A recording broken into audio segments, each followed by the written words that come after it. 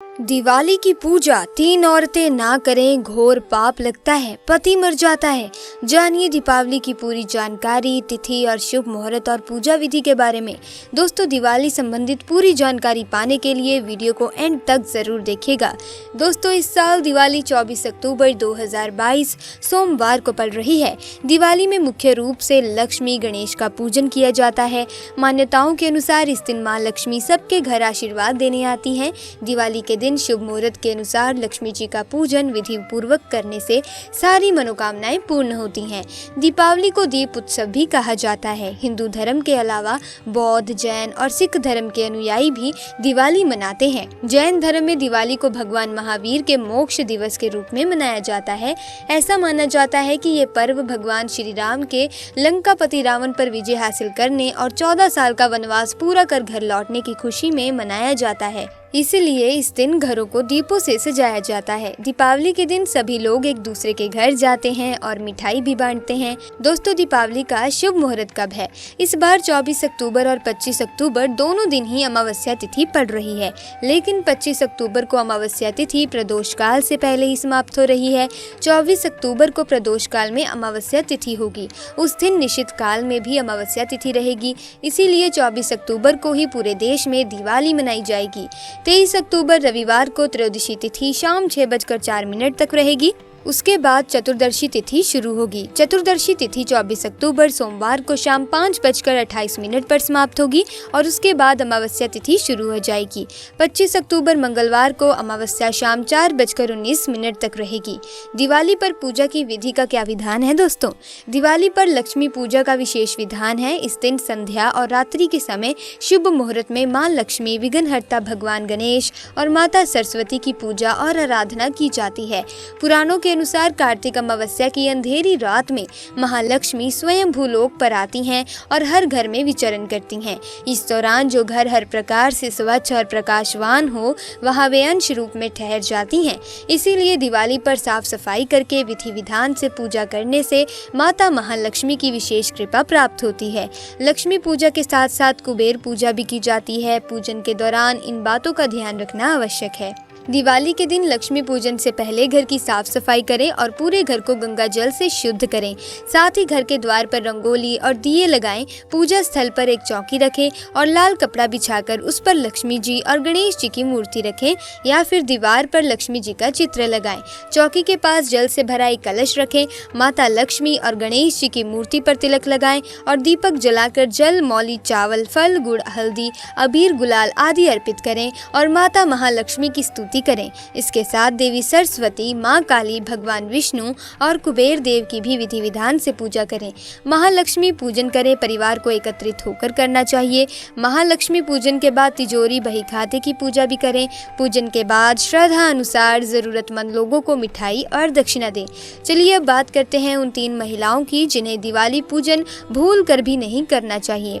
दोस्तों, नंबर 1, अगर आपको बार बार गाली देने की आदत है तो आप जितना जल्दी हो सके इस आदत को छोड़ दें। अगर माता रानी को प्रसन्न करना है और व्रत व पूजा पाठ करना है तो जुबान से मीठे बोल ही बोलने होंगे। अधिक से ज्यादा कड़वे बोल माता सरस्वती का अपमान करते हैं और आप पाप के भागीदार बन जाते हैं। ऐसे में आप अपने मुख से माँ लक्ष्मी के मंत्रों का उच्चारण ना करें। माँ लक्ष्मी क्रोधित हो जाएंगी और आपके घर में कंगाली, बर्बादी और दरिद्रता का वास हो जाएगा। दोस्तों, नंबर 2, एक वैश्य को दिवाली पूजन कभी नहीं करना चाहिए। जब व्यक्ति की शारीरिक पवित्रता ही खत्म हो जाती है तो वो मैला ही नहीं बल्कि पापी भी कहलाता है। इसीलिए आपकी पूजा कभी सफल नहीं हो सकती।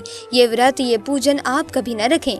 नंबर 3, साथ ही अगर आप किसी भी व्रत को या पूजा पाठ को दिखावे के तौर पर अपनाते हैं तो शास्त्रों के अनुसार ये घोर पाप माना जाता है। ऐसा करने से आप देवताओं का मजाक ही नहीं उड़ाते बल्कि आप पाप के भागीदार भी बनते हैं। देवी माँ भी ऐसे लोगों से प्रसन्न नहीं होती बल्कि उनको बर्बाद कर देती हैं। देवता तभी प्रसन्न होते हैं जब आप सच्चे दिल से उन्हें पुकारते हैं और शास्त्रों का पालन करते हैं। शास्त्रों के अनुसार तलाकशुदा महिला या पुरुष लक्ष्मी पूजा कभी न करें। ऐसा करने से देवी लक्ष्मी खुश नहीं होती। आपकी जानकारी के लिए बता दें, शादी 2 दिलों का बंधन होता है दोस्तों, जिस बंधन में हमें आजीवन रहना होता है, ना कि अलग अलग। माता रानी टूटे हुए जोड़ों को कभी स्वीकार ही नहीं करती। टूटे हुए जोड़े का व्रत रखना, पूजा पाठ करना शुभ नहीं माना जाता, बल्कि माता रानी तो तब प्रसन्न होती हैं जब आप बंधन में हो। खास तौर से पति पत्नी अगर दिवाली का व्रत रखें तो माता रानी सबसे अधिक प्रसन्न होती हैं और देती हैं वरदान।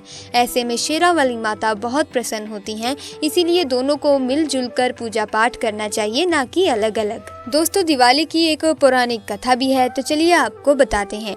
दोस्तों, एक पौराणिक कथा के अनुसार एक गांव में साहूकार रहता था। उसकी बेटी हर दिन पीपल के पेड़ पर जल चढ़ाने के लिए जाती थी।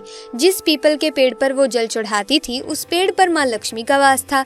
एक दिन लक्ष्मी जी ने साहूकार की बेटी से कहा वे उसकी मित्र बनना चाहती हैं। लड़की ने जवाब में कहा कि वे अपने पिता से पूछकर बताएगी। घर आकर साहूकार की बेटी ने पूरी बात बताई। बेटी की बात सुनकर साहूकार ने हाँ कर दी। दूसरे दिन साहूकार की बेटी ने लक्ष्मी जी को सहेली बना लिया। दोनों अच्छी सखियों की तरह एक दूसरे से बातें करती। एक दिन लक्ष्मी जी साहूकार की बेटी को अपने घर ले आईं। लक्ष्मी जी ने अपने घर में साहूकार की बेटी का खूब आदर किया और पकवान परोसे। जब साहूकार की बेटी अपने घर लौटने लगी तो लक्ष्मी जी ने उससे पूछा कि वे उन्हें कब अपने घर बुलाएगी। साहूकार की बेटी ने लक्ष्मी जी को अपने घर बुला लिया, लेकिन आर्थिक स्थिति ठीक न होने के कारण वो स्वागत करने में घबरा रही थी। क्या वे अच्छे तरीके से स्वागत कर भी पाएगी या नहीं, यही सोच रही थी। साहूकार अपनी बेटी की मनोदशा को समझ गया। उसने बेटी को समझाते हुए कहा कि वो परेशान ना हो और फौरन घर की साफ सफाई कर चौका मिट्टी से लगा दे। 4 बत्ती वाला दिया लक्ष्मी जी के नाम से जलाने के लिए भी साहूकार ने अपनी बेटी से कहा। उसी समय एक चील किसी रानी का 9 लखा हार लेकर साहूकार के घर आ गया। साहूकार की बेटी ने उस हार को बेचकर भोजन की तैयारी की। थोड़ी देर में ही माँ लक्ष्मी भगवान गणेश जी के साथ साहूकार के घर आईं और साहूकार के स्वागत से प्रसन्न होकर उस पर अपनी कृपा बरसाई। लक्ष्मी जी की कृपा से साहूकार के पास किसी चीज की फिर कभी कमी नहीं आई। इसी के साथ दोस्तों, एक और पौराणिक कथा के अनुसार कार्तिक अमावस्या के दिन भगवान श्री राम वनवास काटकर और रावण का वध कर अयोध्या लौटे थे। भगवान राम के अयोध्या आगमन पर लोगों ने दीप जलाकर उत्सव मनाया था। दोस्तों, दिवाली से संबंधित एक और पौराणिक प्रचलित कथा है जो कि इस प्रकार से है। दोस्तों, एक नरकासुर नाम का राक्षस था। राक्षस ने अपनी असुरी शक्तियों से देवता और जनमानस को परेशान कर रखा था।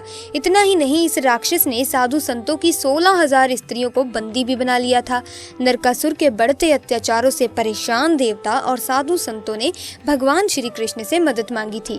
इसके बाद भगवान श्री कृष्ण ने कार्तिक मास में कृष्ण पक्ष की चतुर्दशी को नरकासुर का वध कर देवता और संतों को उसके आतंक से मुक्ति दिलाई थी। इसके साथ ही उन्होंने 16,000 स्त्रियों को कैद से मुक्त कराया। कहते हैं कि इसी खुशी में दूसरे दिन यानी कार्तिक मास की अमावस्या को लोगों ने घरों को दियों से सजाया। तभी से नरक चतुर्दशी और दीपावली का त्योहार मनाया जाने लगा। इसी प्रकार दोस्तों, दिवाली को लेकर धार्मिक मान्यता ये है कि इस दिन भगवान विष्णु ने राजा बलि को पाताल लोक का स्वामी बनाया था और इंद्र ने स्वर्ग को सुरक्षित पाकर खुशी में दीपावली मनाई थी। एक अन्य कथा के अनुसार दिवाली के दिन समुद्र मंथन के दौरान क्षीर सागर से लक्ष्मी जी प्रकट हुई थी और उन्होंने भगवान विष्णु को पति के रूप में स्वीकार किया था। तभी से दिवाली का त्योहार मनाया जाने लगा। दोस्तों, दिवाली से बहुत सी कथाएं प्रचलित हैं जिनको विशेष महत्व प्राप्त है। तो दोस्तों, जो भी व्यक्ति माँ लक्ष्मी का आवाहन सच्चे मन से, श्रद्धा से, प्रेम भाव से करेगा, वो धन धान्य को प्राप्त करेगा। घर में सकारात्मक ऊर्जा का वास होगा, माँ लक्ष्मी का वास होगा। तो दोस्तों, आज की वीडियो में बस इतना ही। मिलेंगे अन्य वीडियो में नई जानकारी के साथ। वीडियो अच्छी लगती है, वीडियो को लाइक कीजिए, शेयर कीजिए और ऐसी ही वीडियोस को देखने के लिए हमारे चैनल को सब्सक्राइब करें और बेल आइकन को प्रेस करें ताकि वीडियोस की अपडेट आपको मिलती रहे। आपका बहुत बहुत धन्यवाद। जय माँ लक्ष्मी।